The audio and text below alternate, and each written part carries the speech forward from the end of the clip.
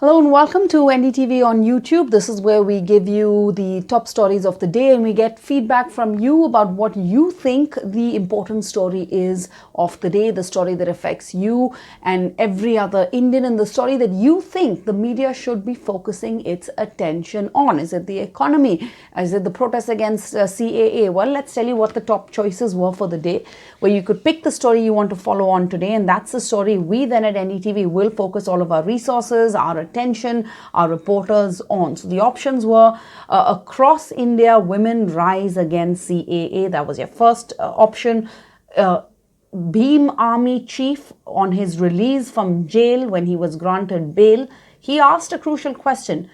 Is it a crime to read the preamble? That is all that he was doing. That was your second topic, your option. The third topic was the Home Minister's meeting on the NPR and on the census. That's going to take place today as the centre plans to roll out the NPR and the census exercise. The Dawn Dialogue for Jeff Bezos was the other option. And of course, the big international story, all of it coming in from the United States, that historic impeachment trial of a US president, a sitting US president. This time we're talking about Donald Trump. The impeachment trial has begun in a Republican-led or a Republican majority Senate that has begun in Washington, D.C. So these were the options, and guess what? Our viewers have picked overwhelmingly. 73% of our viewers this morning have picked the issue of the protests against the CAA that are on the rise across India, and they're increasingly led by women. So way ahead. This has been the anonymous choice of our viewers, 73%. The next topic, which was also related to the CAA, the NPR and the census, only had 10% of our viewers wanting us to follow that. So yes, we are in sync with our viewers. This is also what we think the top story of the day is, that the anti-CAA protests are spreading. They are gaining steam across India. It started off in Shaheen Bagh. They then spread to Prayagraj in UP.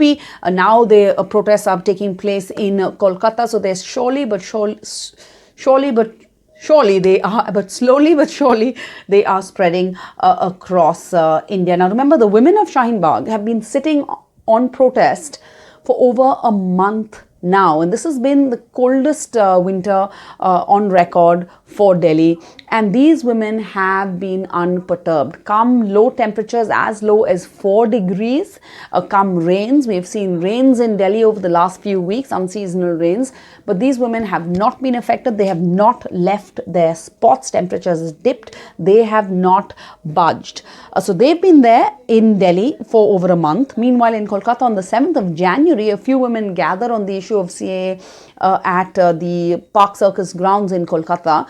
Now in a week, those numbers have grown. They are now over 100. And yesterday, they were joined by none other than the West Bengal Chief Minister, who's been one of the staunchest critics of the CAA. She too joined in with these women protesters. And then, of course, in UP's Prayagraj, we had a sit-in that began on the 11th of January. Now, this is a big story, and it should be a big story, and for many reasons, two of which, wherever you stand on the CAA issue, the story is important because there are two important issues that it raises. One, the fact that the story stands out because it is clearly a women's led movement, and that says a lot about where India is today.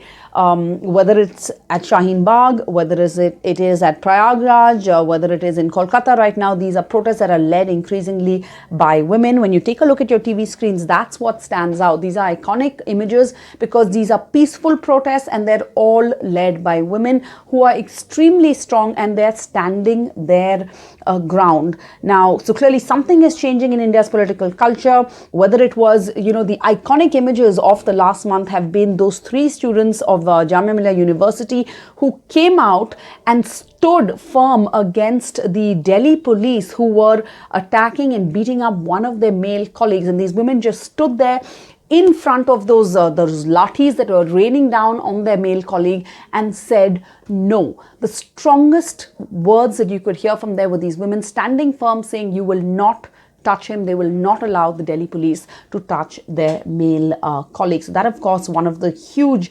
iconic images of the protests over the past month. Of course, the poison resolve of the JNUSU president, Aishi Ghosh, after she was hit badly by these masked men, hit on with a rod on her head, blood streaming down her face. But then she was back and picking up the protest, supported by her mother, supported by her family, saying she's not going to back down. Of course, the other iconic image was that of those two women, those two students who lived in Lajpat Nagar, who rolled out a poster, an anti-CAA poster, from the window in their flat that they were renting in Lajpat Nagar, as the Home Minister Amit Shah was passing by, and he was on a door-to-door awareness drive on the CAA, and they wanted to raise their voice. They wanted their message to reach the ears of none other than the Home Minister of India, and they were unafraid, and they put out that protest. They, of course, then had to leave their rented home. They were kicked out by their landlord, but they were unafraid, and till today they say they have no regrets for that. So it's the strength of all these women. That's what we're seeing emerge. That's the line, the connecting line that emerges from all of these protests that we're seeing, whether it's in Delhi, whether it's in UP, whether it's in Kolkata. And the other issue, of course, is that this is a citizen-led citizenship movement. All of these women, they are regular folk. They're not politicians. They're not doing this for a living. They're not getting paid. They are everyday people like you and me who are coming out to say that they do not accept what this government is trying to do and what this government is trying to force down their throats. They're not mobilized by any political groups. In fact, they've asked politicians to stay away from these protests. Now, let's listen in to some of them, for example. And many have tried to allege that they are pawns of political parties, but that is not the case. Listen in. 22 दिन से आ रही हैं। इस 22 दिन से पहले आप कभी किसी धरने में गई थी? तो क्यों आई आप धरने? वो वापस बोले वो निकाले वही वापस नहीं हो, इसलिए मैं बैठी हूँ। पर आपको लगता है कि कई लोग कहते हैं कि बगैर नेता का ये आंदोलन है? कोई बात नहीं, पब्लिक ही नेता है, हम लोग नेता है और क्या है? पब्लिक ही नेता है, लेकिन इस आंदोलन में नेता क्यों नहीं है? अब उनकी मर्जी नहीं है, नहीं आ रहे हैं, पता नहीं क्या बात है क्या नहीं है। हम लोग तो कब से यहाँ बैठे हुए, केजरीवाल भी नहीं आए हैं, कोई और पार्टी नहीं आ रही है। तो आपको लगता है कि अब किसी आंदोलन के लिए नेताओं का इंतजार अब नहीं करना है? नहीं, जन सरकार के मामले हैं, हमें खुद बोलना होगा अपने हक के लिए।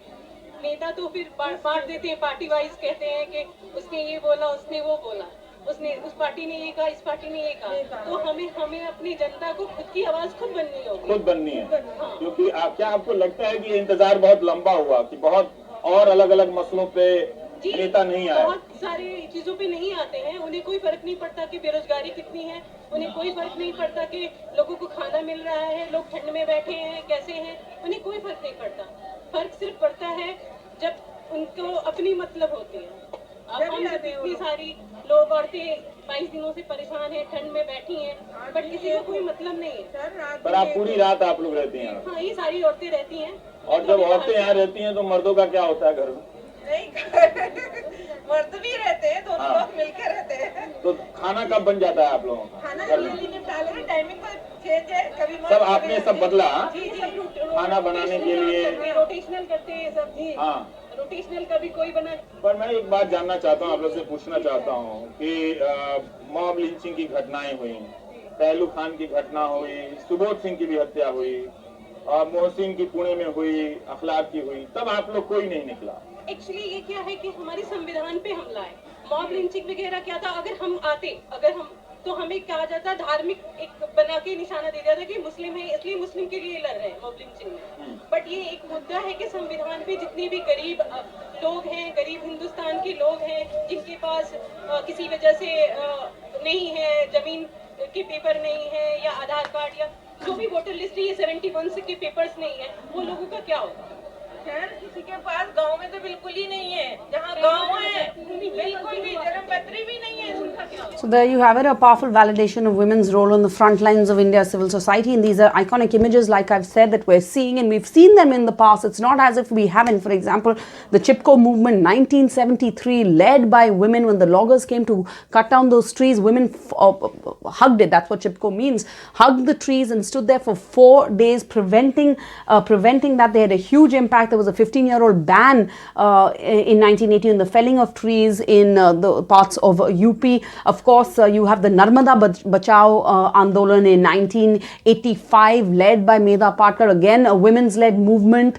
Iconic images of Medha Patkar and other women standing in the cold, icy waters of the Narmada rivers. It's perhaps the longest non-violent movement in the history of the world, driven primarily again by women. Of course, we are protesting a large series, a number of dams that were being built and proposed on the Narmada rivers that connects 3 states, Gujarat, Madhya Pradesh, Maharashtra.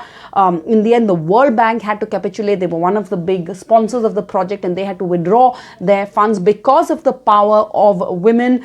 And of course, there's a Bhopal gas tragedy in 2004. You have Rashida B, Champa Devi. They became national names. They were even awarded an environmental prize after they led that class action suit demanding cleanup and compensation for the affected individuals. So again, we're standing at a moment in history again for India, where we're seeing women step out and say that enough is enough. They don't need politicians. They don't need men to speak for themselves. They are going to raise their voices until the government listens to them. Thank you for joining us on NDTV's YouTube segment for the day. Have a great weekend.